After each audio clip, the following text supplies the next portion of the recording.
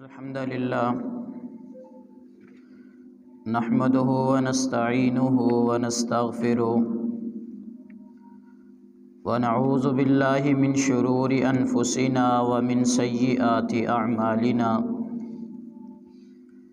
من يهده الله فلا مضل له ومن يضلل فلا هادي له أشهد أن لا إله إلا الله وحده لا شريك له وأشهد أن محمدًا عبده ورسوله أما بعد فإن خير الحديث كتاب الله وخير الهدي هدي محمد صلى الله عليه وسلم وشر الأمور محدثاتها وكل محدثة بدعة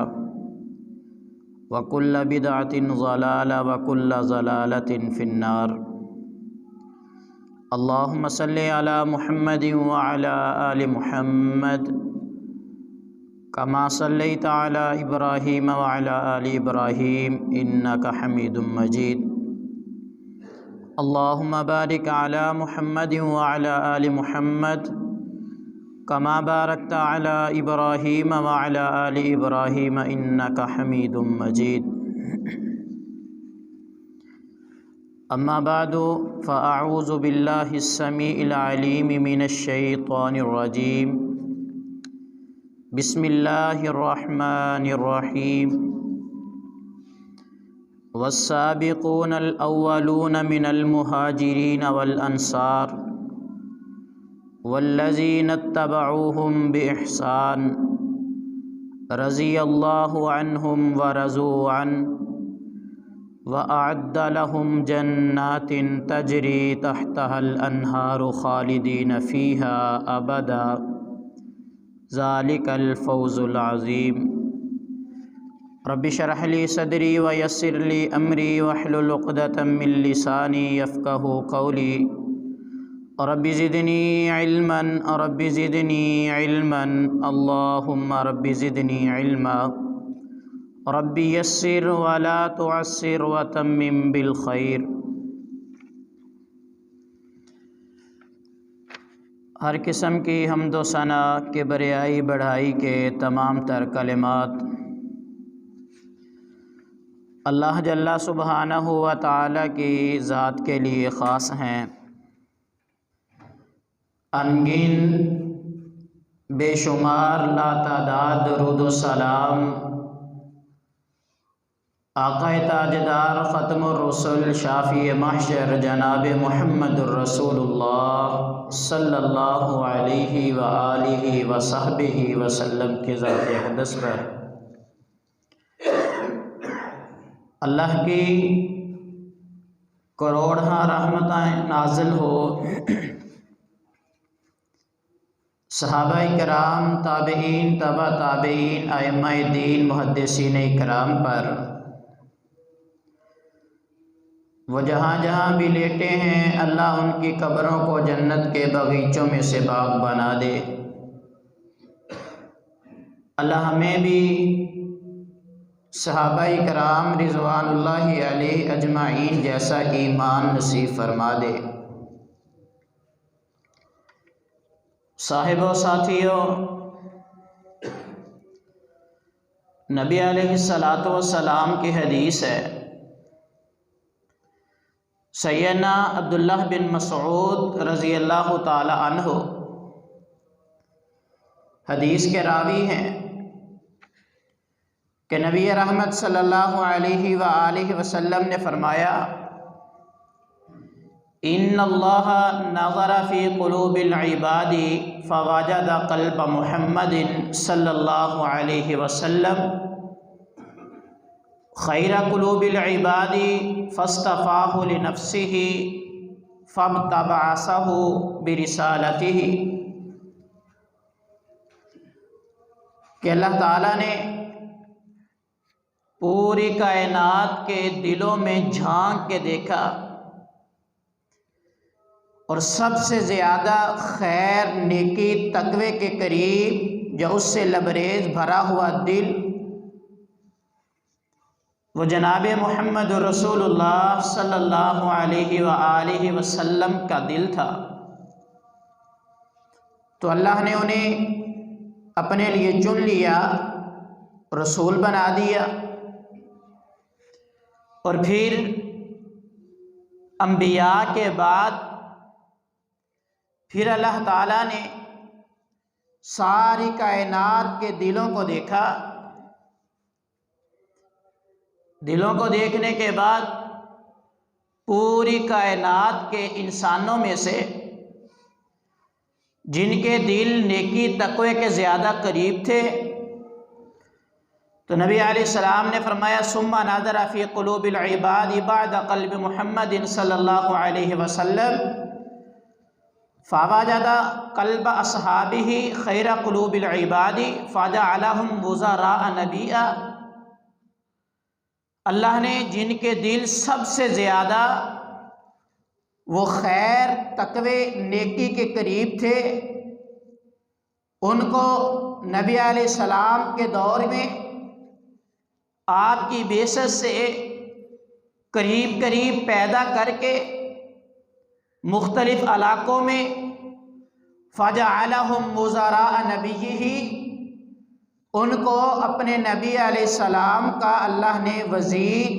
یعنی صحاب بنا دیا، ان کے ساتھی بنا دیا۔ تو یہ گروہ، یہ وہ لوگ ہیں جن کی پیدائش سے پہلے ہی ان کے دلوں کو اللہ نے دیکھا اور نیکی اور تقوی ان میں کوٹ کوٹ کے بھرا ہوا تھا۔ جب ایسے دل کی کیفیت، ایسے دل تھے، اللہ نے ان کے اندر رکھ کے انہیں پیدا کیا اور پھر نبی علیہ الصلوۃ والسلام کے ساتھی بنا دیا۔ اسی لیے سیدہ عائشہ صدیقہ رضی اللہ تعالی عنہ فرماتی ہیں کہ کسی بندے نے نبی علیہ الصلوۃ والسلام سے سوال کیا ای الناس خیر، یا رسول اللہ صلی اللہ علیہ وسلم کون سے لوگ بہتر ہیں، لوگوں میں سے کون بہتر ہیں؟ نبی علیہ السلام نے فرمایا القرن الذی انا فیہ، یہ لوگ جو میرے زمانے میں میرے ساتھی، میرے ساتھ اٹھنے بیٹھنے والے، جن کی جلوتیں خلوتیں میرے ساتھ گزرتی ہیں میری تنہائیوں میں، وہ میرے امین ہیں، جو میرے ساتھی جس زمانے میں آج میں ہوں، اس زمانے کے لوگ سارے لوگوں سے بہتر ہیں۔ اور پھر کبھی نبی علیہ السلام نے فرمایا تھا، صحیح بخاری کی حدیث ہے، خیر امتی کرنی ثم الذین یلونہم، فرمایا میری امت کے بہترین لوگ جو ہیں وہ میرے زمانے کے لوگ یعنی میرے اصحاب ہیں۔ نبی علیہ السلام نے ان کی گارنٹی دی۔ پہلے اللہ نے دلوں کو دیکھا، جو دل سب سے زیادہ تقوی نیکی کے قریب اور اس سے بھرے ہوئے، جن میں نیکی اور تقوی کا جذبہ سب سے زیادہ، جو للہیت سے بھرے ہوئے، اللہ نے اس زمانے میں پیدا کیا، اپنے نبی کے اصحاب بنایا۔ اصحاب بنانے کے بعد پھر جب اصحاب بنے، نبی علیہ السلام نے ان کے بہترین ہونے کی گارنٹی دی اپنی نبوت کی زبان سے۔ اور جب یہ گارنٹیاں ملی نا، کتنا اللہ نے مقام دیا، کتنا۔ سیدنا عبداللہ بن عمر رضی اللہ تعالی عنہ فرمایا کرتے تھے لوگوں کی تربیت کرتے ہوئے، لا تسبوا اصحاب محمد صلی اللہ علیہ وآلہ وسلم، اور لوگوں محمد صلی اللہ علیہ وسلم کے ساتھیوں کو برا بھلا نہ کہا کرو۔ اے لوگوں، نبی علیہ السلام کے اصحاب کے متعلق نازیبہ کلمات نہ کہا کرو۔ کیوں نہ کہا کرو؟ فرمایا فلا مقام احدہم ساعۃ یعنی مع رسول اللہ صلی اللہ علیہ وسلم خیر من عمل احدکم عمرہ، تم میں سے جو بندہ بھی پوری اپنی عمر، اللہ اسے جتنی بھی لمبی عمر دے دے، ساری اپنی زندگی نیک عمل کر کر کے تھک جائے، نیک عمل کرتا رہے، وہ اصحاب محمد کی صلی اللہ علیہ وسلم رضوان اللہ علیہ اجمعین کی صرف ایک گھڑی، ایک دن یا رات نہیں، ایک گھنٹے کی بات نہیں، صرف پوری زندگی کی وہ ایک گھڑی، وہ ایک لمحہ جو انہوں نے نبی علیہ السلام کی معیت میں آپ کے ساتھ گزارا ہے، تمہاری ساری زندگی کی نیکیاں وہ صرف ایک گھڑی کا مقابلہ بھی نہیں کر سکتی۔ اتنی رفعت، شان، مقام اللہ نے اصحاب محمد صلی اللہ علیہ وسلم کو دیا۔ اور اسی طرح سیدنا سعید بن زید رضی اللہ تعالیٰ عنہ عشرہ مبشرہ میں سے ہیں، فرمایا کرتے تھے کہ لوگوں، اصحاب محمد کوئی عام ہستیاں نہیں ہیں رضوان اللہ علیہ اجمعین، لمشہد رجل مع رسول اللہ صلی اللہ علیہ وسلم، لوگوں جو بھی بندہ نبی علیہ السلام کے ساتھ حاضر ہوا، یعنی نبی علیہ السلام کے ساتھ کوئی وقت گزارا اور نبی علیہ السلام کے ساتھ کسی جہاد میں گیا، نبی علیہ السلام کے ساتھ کسی سفر میں گیا، وہ سوار تھا یا پیدل تھا، سواریاں جب دوڑی، گھوڑے دوڑے، ان کے دوڑنے کی وجہ سے زمین سے مٹی اور گرد اٹھی، اس صحابی کے نبی علیہ السلام کے ساتھی کے چہرے پہ پڑ گئی، جس کے چہرے پہ یہ غبار جو نبی علیہ السلام کے ساتھ سفر کی وجہ سے پڑی، فرمایا کہ یہ ایسا ہے عمل احدکم عمرہ ولو عمر نوح، اگر کسی بندے کو نوح علیہ السلام کی عمر یعنی 950 سال کی عمر بھی عطا کر دی جائے اور وہ اس 950 سال، 9.5 صدیوں کے اندر وہ نیکیاں ہی نیکیاں کرتا رہے، تو یہ اس ایک لمحے کا مقابلہ بھی اس کی یہ 950 سال کی نیکیاں نہیں کر سکتے۔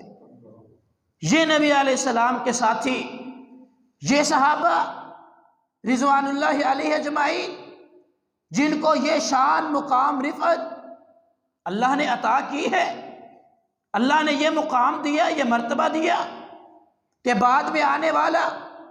جتنی نیکیاں مرضی کرتا رہے، نمازیں پڑھے، روزے رکھے، زکاتیں دے، حج کرے، جو مرضی کرتا رہے، ساری عمر نیکیاں کرنا بھی ان کے ایک لمحے کی نیکی کا مقابلہ نہیں کر سکتی۔ اللہ نے یہ مقام دیا، اور پھر سارے کے سارے صحابہ کرام جنتی ہیں، اس میں تو کوئی شک ہی نہیں، لیکن آج اس بات پہ بھی کچھ لوگوں کو اعتراض ہے، کسی نے تقسیم کر دی کہ جی وہ بدر میں تھے وہ جنتی، بعد میں والی یہ، کسی نے کہا صلح حدیبیہ تک جو تھے وہ سارے جنتی۔ آئیں ذرا قرآن کے اندر اللہ نے یہ سارے کے سارے اشکالات دور کر دیے کہ نبی علیہ السلام کا ہر ایک صحابی وہ جنتی ہے۔ جیسے سورۃ النساء کے اندر غزوہ بدر کے بیان کے بعد اللہ نے کہا تھا لا يستوي القائدون من المؤمنین غیر اولی الضرر والمجاہدون فی سبیل اللہ باموالہم وانفسہم، لوگوں جو بندہ بھی اللہ کے راستے میں نکلا اور ایک بندے نے جہاد نہیں کیا، وہ اللہ کے راستے میں نہیں نکل سکا، وہ بے گھر میں بیٹھنے والا، کوئی عذر بھی نہیں ہے، کوئی تکلیف بھی نہیں ہے، شرعی عذر نہ ہونے کی وجہ سے پھر بھی گھر میں بیٹھا رہا، ایک وہ بندہ جو اپنا مال لے کے، اپنی جان لے کے اللہ کے راستے میں نکل پڑا، جہاد کے لیے نکلا، لا يستوی القائدون من المؤمنین غیر اولی الضرر والمجاہدون فی سبیل اللہ باموالہم وانفسہم فضل اللہ المجاہدین بِأَمْوَالِهِمْ وَأَنفُسِهِمْ عَلَى الْقَائِدِينَ دَرَجَةً، یہ جو مال جان لے کے اللہ کے راستے میں نکل پڑا جہاد کے لیے، سب کچھ قربان کرنے کے جذبے سے اللہ کے دین کی سربلندی کے لیے اخلاص کے ساتھ گھر سے نکل پڑا، اللہ نے اس کے لیے درجہ رکھا ہے۔ اس بندے کے اوپر اس کی فضیلت زیادہ ہے جو گھر میں بیٹھا ہوا، جو جہاد کے لیے نہیں نکلتا، اللہ کے راستے کے لیے نہیں نکلتا۔ اللہ نے اس کے مقام کو اس بندے سے بڑھا دیا جو گھر میں بیٹھا ہے۔ اور پھر ہی فرمایا کہ یہ بھی صحابی وہ بھی صحابی، وَكُلٌّ وَعَدَ اللَّهُ الْحُسْنَى، یہ نہیں ہے کہ جو جہاد کے لیے نکل پڑا اس کے لیے تو جنت کا اعلان ہے، جو گھر میں بیٹھا وہ جنتی نہیں ہے۔ ہاں فضیلت تو اس کی زیادہ ہے، لیکن وَكُلًّا وَعَدَ اللَّهُ الْحُسْنَى، اللہ کا وعدہ گھر میں بیٹھنے والے صحابی کے ساتھ بھی ہے، نبی علیہ السلام کے ساتھ نکلنے والے کے ساتھ بھی ہے۔ وہ وعدہ کیا ہے؟ وَكُلًّا وَعَدَ اللَّهُ الْحُسْنَى، نبی علیہ السلام کا صحابی ہو صحابی، اور وہ گھر میں بیٹھے یا جہاد میں جائے۔ جب نبی علیہ السلام نے اعلان نہیں کیا تھا کہ ہر ایک بندہ نکلے جو گھر میں بیٹھا ہے، تب بھی جہاد میں نبی علیہ السلام کے ساتھ گیا، تب بھی ہر ایک صحابی کے ساتھ اللہ نے جنت کا وعدہ کر دیا ہے۔ جو بھی ہو جنت ہر ایک کو ملے گی، نبی علیہ السلام کی رفاقت کی وجہ سے، آپ کی صحبت کی وجہ سے۔ اور نبی علیہ السلام نے فرمایا نہیں تھا لا تمسن النار، لوگوں اس بندے کو آگ چھو ہی نہیں سکتی جس بندے نے ایمان کی حالت میں رخ مصطفیٰ کی زیارت کر لی، جس نے نبی علیہ السلام کے چہرے کو ایمان کی حالت میں دیکھ لیا، زیارت کی، ایمان کے اوپر اسے موت آ جائے۔ صحابی کی تعریف ہی یہ ہے جس نے نبی علیہ السلام کو ایمان کی حالت میں دیکھا ہو اور ایمان کی حالت میں دنیا سے چلا جائے، صحابی اسے کہتے ہیں۔ اور جس بندے نے ایک مرتبہ نبی علیہ السلام کو ایمان کی حالت میں دیکھ لیا، ایمان کے اوپر کاربند رہا، ساری زندگی ایمان کے اوپر گزار دی، نبی علیہ السلام نے فرمایا ہو ہی نہیں سکتا اس بندے کو آگ چھو بھی جائے، آگ کی تپش تک نہیں اسے محسوس ہوگی۔ یہ ہے نبی علیہ السلام کے صحابی۔ اللہ نے ہر ایک کے ساتھ وہ جنت کا وعدہ کیا ہے۔ اور یہ غزوہ بدر کے بعد کہ ہر ایک بندہ چاہے جہاد میں گیا، اور ویسے بھی غزوہ بدر میں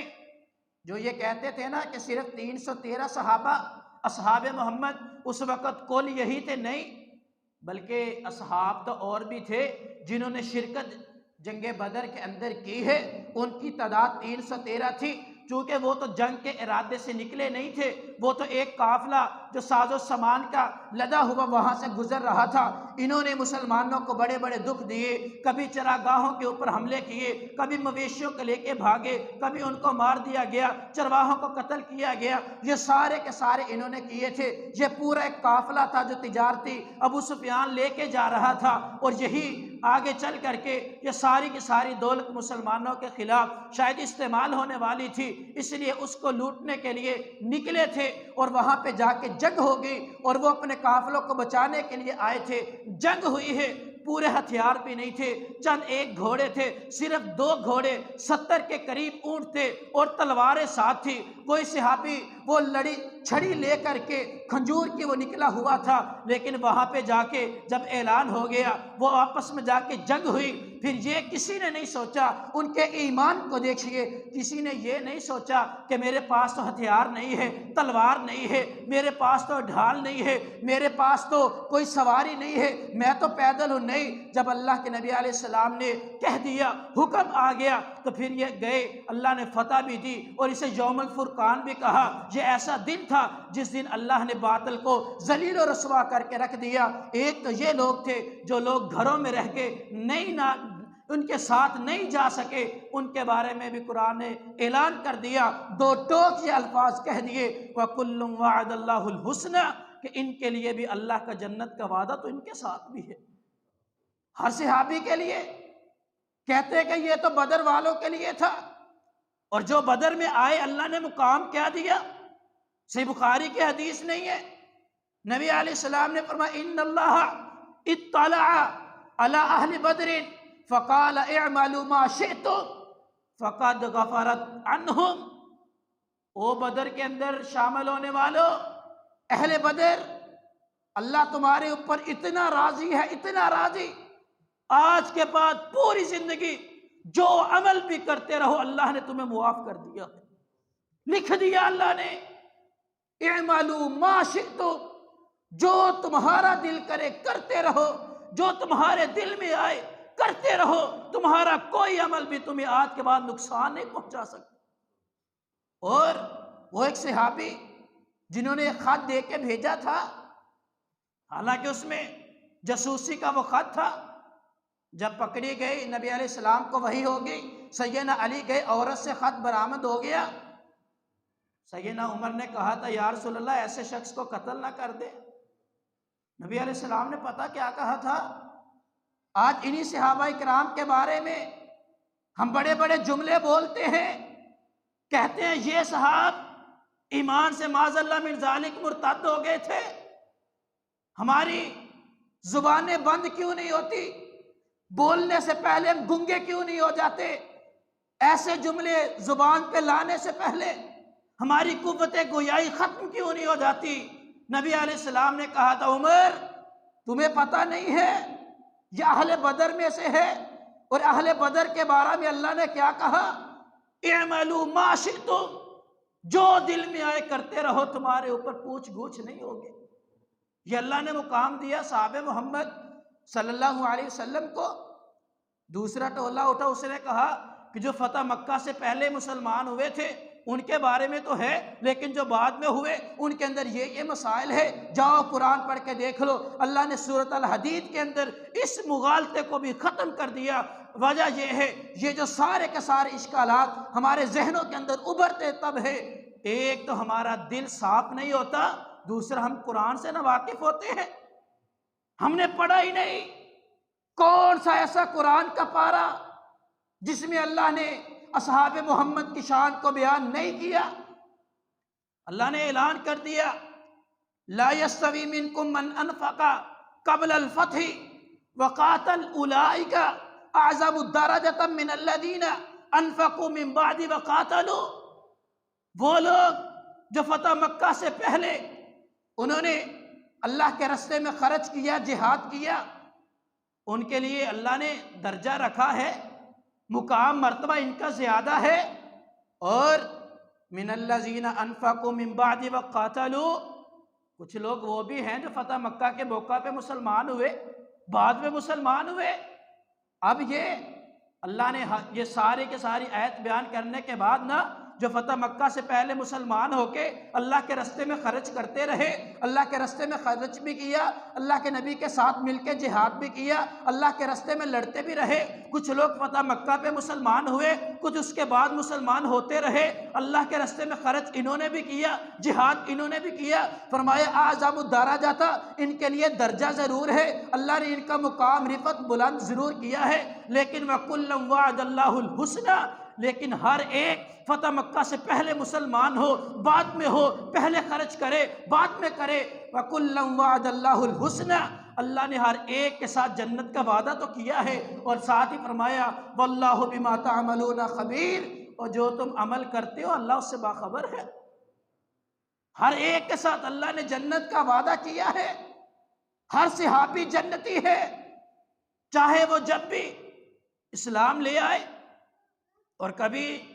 اللہ نے اس انداز میں بھی ان کے ایمان کو بیان نہیں کیا۔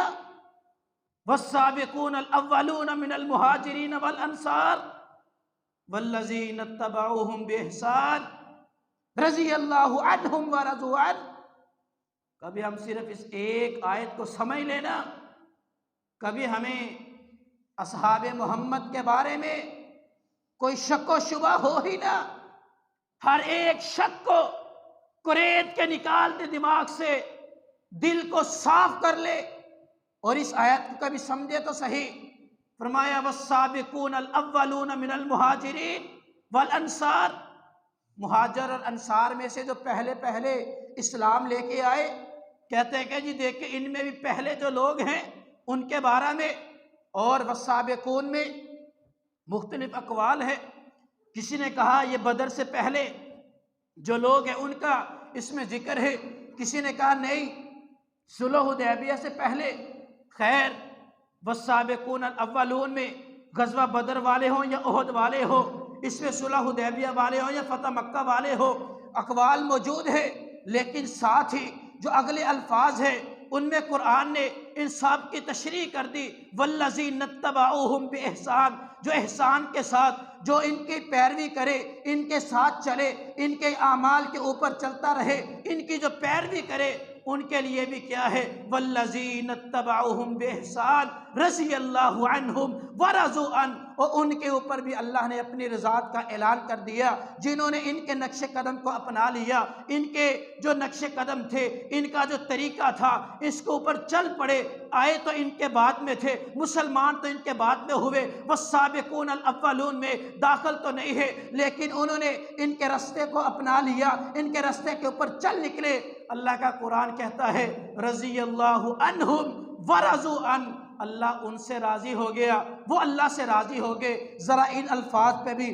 تھوڑا سا ٹھہر کے، اللہ نے کتنے جامع الفاظ بیان کیے، ذرا اس آیت کو بھی سمجھنا۔ اللہ نے یہ کہا رضی اللہ عنہم، بات تو اتنی بھی کہہ دیتے، بہت بڑی بات تھی، اور یہ اللہ کی رضاعت کوئی عام سے یہ اعزاز نہیں ہے، یہ اللہ کی رضاعت کا اعزاز عام نہیں ہے۔ اگر اس کو سمجھنا ہو میں آسان کر دیتا ہوں، اس انداز سے اس کو سمجھیے گا کہ اللہ کی رضاعت کتنا بڑا اعزاز ہے، ہر ایک بندے کے حصے میں آئے گی، لیکن کیسے آئے گی؟ جائیں قرآن پڑھے، کتنے مقامات پہ اللہ نے یہ اصحاب محمد کے لیے رضوان اللہ علیہ اجمعین کے لیے کہا ہے رضی اللہ عنہم ورضوا عنہ، اللہ ان سے راضی، وہ رب سے راضی۔ یہ رضاعت ہے کیا چیز؟ جائیے دیکھیے، قیامت کا دن ہوگا، قیامت والے دن سارے لوگ جب اللہ کے سامنے پیش کیے جائیں گے، قبروں سے اٹھا لیا جائے گا، جو فوت ہو گئے ان کو اٹھایا جائے گا، زندہ کرنے کے بعد سارے کے سارے میدان محشر میں اکٹھے ہو جائیں گے۔ اکٹھے ہونے کے بعد وہ تقریباً 50,000 سال کا جو دن ہے، اس کی ساری سختیاں، اور وہ سختیاں بھی اتنی اس قدر سخت ہوں گی، وہ اس قدر آزمائش کا دن ہوگا، انبیاء بھی گھبرا رہے ہوں گے۔ یہ سارے کے سارے عالم میں ہر ایک بندہ پسینے کے اندر شرابور ہوگا، کسی کو ٹخنوں تک پسینہ، کسی کو گھٹنوں تک، کسی کو ناف میں، کوئی اپنے پسینے میں غوطے کھا رہا ہوگا، عجیب سی کیفیت ہوگی، ہر ایک خوف و ہراس ہر طرف پھیلا ہوگا، اور ہر بندہ ڈر رہا ہوگا، کپ کپاہٹ ہر ایک کے جسم کے اوپر طاری ہوگی۔ یہ سارے کے سارے مراحل، وہاں پر انبیاء بھی ہوں گے، صلحاء بھی ہوں گے، اتقیاء بھی ہوں گے، وہاں پر شہداء بھی ہوں گے، ہر ایک درجے کے وہاں پر لوگ موجود ہوں گے، گنہگار بھی ہوں گے، بدکار بھی ہوں گے، بے نماز بھی ہوں گے، سارے لوگ ہوں گے، ڈر رہے ہوں گے۔ ڈرنے کے بعد وہ وقت آئے گا، نبی علیہ السلام شفاعت کریں گے، شفاعت کے بعد لوگ جنت میں چلے جائیں گے۔ جنت میں جانے کے بعد یہ ساری کی ساری تکالیف سے گزرنے کے بعد، یہ دنیا کی ساری تکالیف ایک نیک بندہ وہ گزارنے کے بعد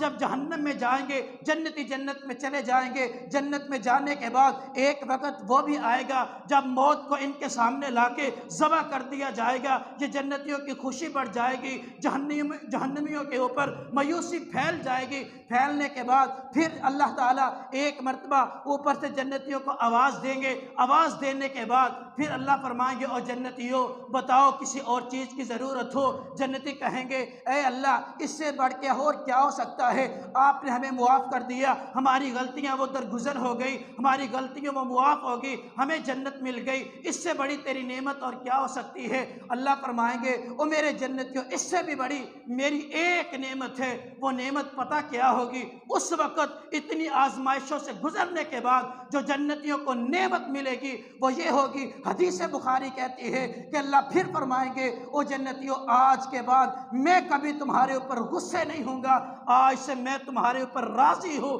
میری رضا تمہیں مل چکی ہے۔ یہ ہے اللہ کی رضا جو جنت کے اندر ہر ایک بندے کو ملے گی، لیکن اتنی آزمائشوں سے گزرنے کے بعد۔ لیکن اصحاب محمد وہ ہے، دنیا میں تھے، اللہ نے پہلے کہہ دیا، ان آزمائشوں سے گزرنے سے پہلے اللہ نے ان کے متعلق اعلان کر دیا رضی اللہ عنہم، وہ اصحاب محمد ان تکلیفوں سے گزرنے سے پہلے میں اعلان کرتا ہوں، عرش کا رب اعلان کرتا ہوں رضی اللہ عنہم، آج سے میں تمہارے اوپر راضی ہوں، اور جس پہ اللہ راضی ہو جائے کبھی ناراض نہیں ہوتی۔ یہ اللہ نے اعزاز دیا رضی اللہ عنہم، اللہ ان سے راضی۔ اتنی بات کہہ دیتے، بات تو پوری تھی، ساتھ اللہ نے یہ کیوں کہا ورضوا عنہ؟ وہ بھی اللہ سے راضی ہو گئے۔ کوئی بات تو ہے جو اس لفظ کے اوپر اتنا زور دیا؟ حالانکہ رضی اللہ عنہ اللہ کی رضا کافی ہے۔ صرف اتنا نہیں، شاید ہم لوگ اس کو سمجھ نہ سکتے کہ اللہ ان کے اوپر راضی ہو گیا، ہماری سمجھ میں یہ بات نہ آتی۔ اللہ نے ساتھ یہ بھی بیان کیا، صرف میں ان پہ راضی نہیں ہوا بلکہ وَرَضُوا عَنْهُ، وہ بھی مجھ پہ راضی، میرے رب ہونے پہ وہ بھی راضی ہے۔ کیسے راضی ہے؟ جائیں آپ تاریخ کو پڑھ کے دیکھ لیجئے۔ دیکھیں، اگر کسی بندے کے اوپر کوئی مصیبت آئے نا، دکھ تکلیف آئے، اگر بندہ جوان مرد ہو، حوصلے والا ہو، باہمت ہو، مصیبت ہر ایک برداشت کر لیتا ہے۔ مصیبت کی سختی، اس کی تشنگی ہر ایک برداشت کرتا ہے، اور لیکن اس کے ساتھ اس کو اس مصیبت کی کڑواہٹ جو ہے، اس کا کڑوا پن جو ہے وہ محسوس ہوتا ہے، اور یہ اس کی کڑواہٹ وہ بندے کو تا دیر محسوس ہوتی ہے، اس کا اثر ہوتا ہے۔ لیکن جائیں تو صحیح، ایک تو یہ بندہ ہے، ایک وہ بندہ ہوتا ہے جو اور زیادہ حوصلے والا، اس کے لیے شاید الفاظ نہ ہو، لیکن ایک ایسا مقام بھی آتا ہے جب بندہ ہر مصیبت کو بڑا خندہ پیشانی کے ساتھ، حوصلے کے ساتھ، محبت اور الفت کے اندر برداشت کرتا ہے۔ جس کو ہم عاشقی کہتے ہیں، وہ اپنی اس عشق کے اندر، اپنے اس دیوانے پن میں اس قدر آگے بڑھ جاتا ہے کہ اسے ہر تکلیف بھی وہ سرور دینے لگتی ہے، اسے ہر تکلیف بھی وہ تکلیف محسوس نہیں ہوتی۔ جائیں آپ دیکھ لیجئے، بدر و احد کے شہداء کی داستانیں پڑھ کے دیکھ لیجئے، نبی علیہ السلام کے اصحاب کی سیرتوں کو پڑھ کے دیکھ لیجئے، ایسے ہی انہوں نے اپنی ساری کی ساری زندگیوں کے نمونے پیش کر دیے۔ وَرَضُوا عَنْهُ کا معنی انہوں نے سمجھا دیا اپنی سیرت سے کیسے۔ جائیں غزوہ احد کو دیکھیے، سیدنا سعد بن ربیع رضی اللہ تعالی عنہ، صحابہ کرام جنگ کے بعد شہداء کے نعشوں کے اندر جب ڈھونڈتے ڈھونڈتے، زخمیوں کے اندر ڈھونڈتے ڈھونڈتے جب سعد بن ربیع کے پاس پہنچے، زخموں سے چور ہے، زخموں سے چور چور پڑے ہوئے، تلوار کے زخم بھی ہے، نیزے لگے ہوئے، تیروں کے زخموں سے جسم چور چور ہے، آخری سانسیں ہے۔ جب صحابہ کرام نے دیکھا روح پرواز ہونے کے قریب ہے، آئیں دیکھے وَرَضُوا عَنْهُ کا معنی سمجھا گئے۔ وہ جاتے جاتے کہنے لگے، دیکھیں نا اثرات موت کے۔ صحابہ نے پوچھ لیا، اگر کوئی وصیت ہو تو بتلا دو جو گھر والوں کو دینی ہو۔ کیا وصیت کی؟ جاؤ سعد بن ربیع کی وصیت کو دل پہ لکھ جاؤ، اللہ پہ وہ کیسے راضی ہوئے۔ انہوں نے کہا، میرے گھر والوں کے لیے کوئی نصیحت نہیں۔ آج ہم کیا کرتے ہیں، تھوڑی سے بیمار ہونا، فکر ہمیں گھر والوں کی، بیوی بچوں کے، میرے جانے کے بعد کیا ہوگا۔ آخری سانسیں ہیں سعد بن ربیع کی رضی اللہ تعالی عنہ۔ صحابہ کرام پوچھ رہے، کوئی وصیت ہے تو بتا دو۔ کہہ رہے ہیں کہ جا کے نبی علیہ السلام کو میرا سلام دے دینا، نبی علیہ السلام کو کہنا ربیع جاتے وقت بھی تمہیں سلام کہہ رہا تھا، میرا سلام نبی علیہ السلام کو دینا، اور جا کے لوگوں کو میرا پیغام دینا کہ محمد رسول اللہ صلی اللہ علیہ وسلم کی حرمت کے لیے اپنی جانیں قربان کرتے رہنا، یہ میرا پیغام لوگوں کو دے دینا، یہی میری وصیت ہے۔ سیدنا سعد بن ربیع رضی اللہ تعالی عنہ آخری لمحات کے اندر بھی خوش و خرم اس زندگی سے چلے گئے، روح پرواز ہو جاتی ہے۔ کبھی سیدنا عمار بن زیاد رضی اللہ تعالی عنہ کو دیکھ لیجئے، جسم کے اوپر 92 سے زیادہ زخم آئے ہوئے، زخموں سے چور گھرے ہوئے، نبی علیہ السلام آئے، جب آتے دیکھا نا، کہا کوئی آپ کی خواہش ہو تو بتلائیے۔ جسم کے زخموں سے چور ہو کے بالکل سکت نہیں تھی اپنے جسم کو اٹھانے کی، جسم کو گھسیٹتے ہوئے نبی علیہ السلام کے قدم مبارک کے اندر اپنے سر کو رکھا، قدم مبارک پہ پاؤں مبارک میں سر رکھ کے رکھا ہے، آپ کے چہرے کو دیکھا، جان نکل گئی، اور یہ بتلا دیا اس سے بڑی اور کوئی سعادت نہیں ہے۔ یہ وَرَضُوا عَنْهُ، اس کے اوپر راضی ہو گئے، اور راضی ہو کر کے خوشی خوشی اپنا سب کچھ قربان کر دیا۔ یہ صحابہ کرام تھے۔ اگر عورتوں کو دیکھ لے، اللہ کی قسم عورتوں کی قربانیاں بھی فراموش کرنے کے بالکل قابل نہیں، وہ ان کی قربانیاں بھی آب زر سے لکھے جانے کے قابل ہے۔ اس میدان میں وہ صحابیات بھی پیچھے نہ رہی۔ جب غزوہ احد کا موقع ہے نبی علیہ الصلوۃ والسلام کے شہید ہونے کی خبر وہ پھیل گئی، مدینے میں یہ خبر پہنچی۔ ایک ایسی عورت ہے، صحیح بخاری کی حدیث کے الفاظ ہے کہ جو بالکل بوڑھی ہو چکی اور اس کو بالکل سیدھا چلا بھی نہیں جا سکتا، اپنی کمر کے اوپر اس نے ایک کپڑے کو کس کے باندھ لیا، لاٹھی کے اوپر آسرا لے کے لاٹھی کو ٹیکتے ٹیکتے وہ میدان احد کی طرف چل پڑتی ہے۔ چلتے چلتے جب آئے نا، رستے میں کسی نے کہا اے اماں جان تیرا بھائی شہید ہو گیا، نہیں بولی، وہ آگے چلتی گئی، پھر لاٹھی کو ٹیکتے ٹیکتے دوسرا بندہ ملا، اس نے کہا اے اماں جان آپ کے شوہر بھی شہید ہو گئے، تیسرا بندہ ملا، اس نے کہا اے اماں جان آپ کے باپ بھی شہید ہو گئے، بھائی شہید ہو گیا،